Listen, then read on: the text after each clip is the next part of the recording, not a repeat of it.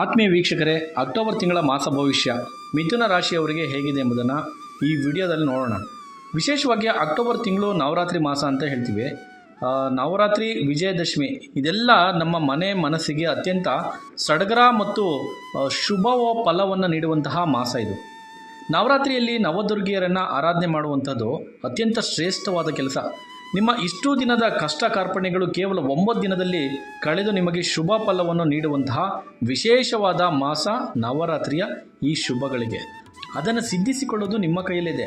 9 ದಿನ ಕಠಿಣ ವ್ರತ ಮಾಡಿ ನವದುರ್ಗಿಯರ ಕೃಪೆಗೆ ಪಾತ್ರರಾಗಿ ಅಂತ ಹೇಳ್ತಾ ಅಕ್ಟೋಬರ್ ತಿಂಗಳ ಮಾಸ ಭವಿಷ್ಯ ಮಿಥುನ ರಾಶಿಯವರಿಗೆ ಹೇಗಿದೆ ನೋಡೋಣ.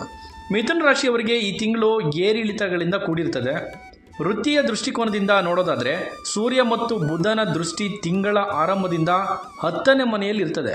ಆದ್ದರಿಂದ ಕೆಲಸದ ಸ್ಥಳದಲ್ಲಿ ಎಚ್ಚರಿಕೆಯಿಂದ ಹೆಜ್ಜೆ ಹಾಕಬೇಕು ನೀವು. ಮತ್ತು ಯಾರೊಂದಿಗೂ ಅನಗತ್ಯವಾಗಿ ಮಾತಿಗಿಳಿಯೋದು, ಜಗಳ ಮಾಡೋದಕ್ಕೆ ಹೋಗಲೇಬೇಡಿ. ಕಾಲು ಕೆರ್ಕೊಂಡು ನಿಮ್ಮ ಮೇಲೆ ಜಗಳಕ್ಕೆ ಬರ್ತಾರೆ. ಜಗಳಗಳನ್ನು ತಪ್ಪಿಸಬೇಕು. ಇಲ್ಲದಿದ್ದರೆ ನಿಮಗೆ ಮುಂದಿನ ದಿನಗಳಲ್ಲಿ ಈ ಒಂದು ಜಗಳನೇ ದೊಡ್ಡ ಸಂಕಷ್ಟವನ್ನು ತಂದೊಡ್ಡುವುದಕ್ಕೆ ಕಾರಣ ಆಗ್ಬೋದು. ಎಚ್ಚರಿಕೆಯಿಂದ ಇರಿ.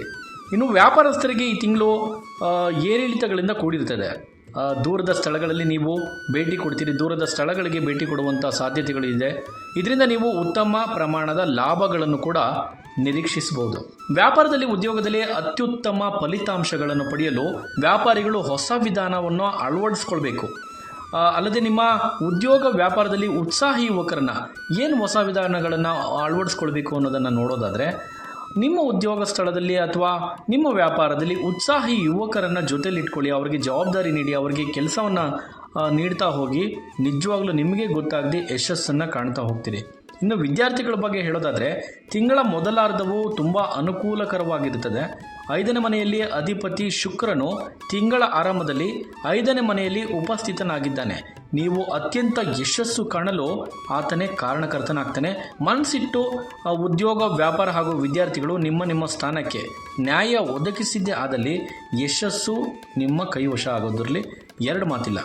ಇನ್ನು ಮಿಥುನ ರಾಶಿಯವರಿಗೆ ಕೌಟುಂಬಿಕ ಜೀವನ ಈ ತಿಂಗಳು ಹೇಗಿರ್ತದೆ ಅನ್ನೋದನ್ನು ನೋಡೋದಾದರೆ, ಕುಟುಂಬ ಜೀವನದಲ್ಲಿ ಅಂದರೆ ಫ್ಯಾಮಿಲಿನಲ್ಲಿ ಈ ತಿಂಗಳು ಏರಿಳಿತಗಳಿಂದ ತುಂಬಿರುತ್ತದೆ. ಇದೆಲ್ಲ ಮಂಗಳವು 4ನೇ ಮನೆಯ ದೃಷ್ಟಿಯನ್ನು ಹೊಂದಿರೋದ್ರಿಂದ ಕುಟುಂಬ ಜೀವನದಲ್ಲಿ ಉದ್ವಿಗ್ನತೆಗಳು ಮತ್ತು ಸಂಘರ್ಷಗಳು ಹೆಚ್ಚಾಗೋದಕ್ಕೆ ಕಾರಣ ಆಗುತ್ತೆ. ಫಾರ್ ಎಕ್ಸಾಂಪಲ್, ಗಂಡ ಹೆಂಡತಿ ನಡುವೆ ಸಣ್ಣ ಪುಟ್ಟ ವಿಷಯಕ್ಕೂ ಜಗಳ, ಮುನಿಸು, ಮನಸ್ತಾಪ ಆಗುವಂಥದ್ದು. ಅಣ್ಣ ತಮ್ಮಂದಿರಲ್ಲಿ ಕಾರಣವೇ ಇಲ್ಲದೆ ಸುಮ್ಮನೆ ವೈಮನಸ್ಯ, ಒಂದೇ ಕುಟುಂಬದಲ್ಲಿರುವಂಥ ಅಣ್ಣ ತಮ್ಮಂದಿರಲ್ಲಿ ವೈಮನಸ್ಯಗಳು ಉಂಟಾಗೋದು. ಅತ್ತೆ ಸೊಸೆಯಲ್ಲಿ ಸುಮ್ಮನೆ ಜಗಳ ಬರುವಂಥ ಸಾಧ್ಯತೆ ಇದೆ. ಒಟ್ಟಾರೆ ಕುಟುಂಬದಲ್ಲಿ ಒಂದು ರೀತಿ ತಳಮಳ ಈ ತಿಂಗಳು. ಇನ್ನು ಮಿಥುನ ರಾಶಿಯವರಿಗೆ ಈ ತಿಂಗಳ ಆರ್ಥಿಕ ಸ್ಥಿತಿ ಹೇಗಿದೆ? ಸೊ ಅದನ್ನು ನೋಡೋದಾದರೆ ಅಷ್ಟಾಗೇನು ಆರ್ಥಿಕ ಸ್ಥಿತಿ ಕೂಡ ಈ ತಿಂಗಳು ಚೆನ್ನಾಗಿಲ್ಲ ನಿಮಗೆ. ತಿಂಗಳ ಆರಂಭದಲ್ಲೇ 12ನೇ ಮನೆಯಲ್ಲಿ ಗುರುವಿನ ಸ್ಥಾನವು ವಿವಿಧ ಅಗತ್ಯತೆಗಳಿಗೆ ನಿರಂತರವಾಗಿ ಹಣವನ್ನು ವ್ಯಯ ಮಾಡುವಂಥದ್ದಕ್ಕೂ ಸುಮ್ಮನೆ ಖರ್ಚು ಮಾಡುವಂಥದ್ದು. ಅಂದರೆ ಹಣ ಈ ತಿಂಗಳು ಹೆಚ್ಚು ವ್ಯಯ ಆಗ್ತದೆ. ಕೈಯಲ್ಲಿ ದುಡ್ಡು ನಿಲ್ಲೋದಿಲ್ಲ. ನೋಡಿಕೊಂಡು ಖರ್ಚು ಮಾಡಿ.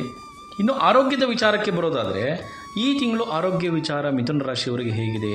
ಆರೋಗ್ಯ ದೃಷ್ಟಿಕೋನದಿಂದಲೂ ಕೂಡ ನಿಮಗೆ ಈ ತಿಂಗಳು ಏರಿಳಿತಗಳಿಂದ ಕೂಡಿದೆ. ಅಷ್ಟಾಗೇನೂ ಅನುಕೂಲಕರವಾಗಿಲ್ಲ. ಎದೆನೋವು ಮತ್ತು ಹೊಟ್ಟೆ ಭಾಗದ ಸಮಸ್ಯೆಗಳು ಕಾಣಿಸ್ಕೊಳ್ಬೋದು. ಈ ವೈರಸ್ಗಳಿಂದ ಉಂಟಾಗುವಂಥ ವಿವಿಧ ತೊಂದರೆಗಳು ಕಾಣಿಸಿಕೊಳ್ಳುವಂಥ ಸಾಧ್ಯತೆ ಇದೆ.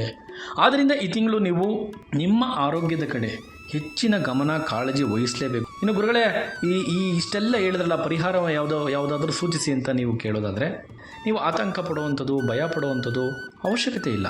ಪ್ರತಿದಿನ ನೀವು ನಿಮ್ಮ ಈ ತಿಂಗಳ ಬರುವಂಥ ಕಷ್ಟ ಕಾರ್ಪಣ್ಯಗಳಿಂದ ಬಚಾವಾಗೋದಕ್ಕೆ ಏನು ಮಾಡಬೇಕು? ಪರಿಹಾರ ಏನು ಅಂದರೆ ವೆರಿ ಸಿಂಪಲ್.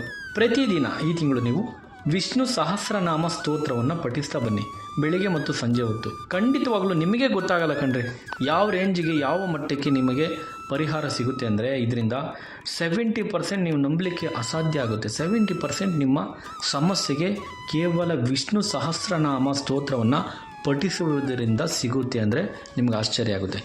ಅದನ್ನು ಮಾಡಿ ನೋಡಿ. ಶುಭವಾಗಲಿ. TV12 ಕನ್ನಡ, ಇದು ಕನ್ನಡಿಗರ ಧ್ವನಿ.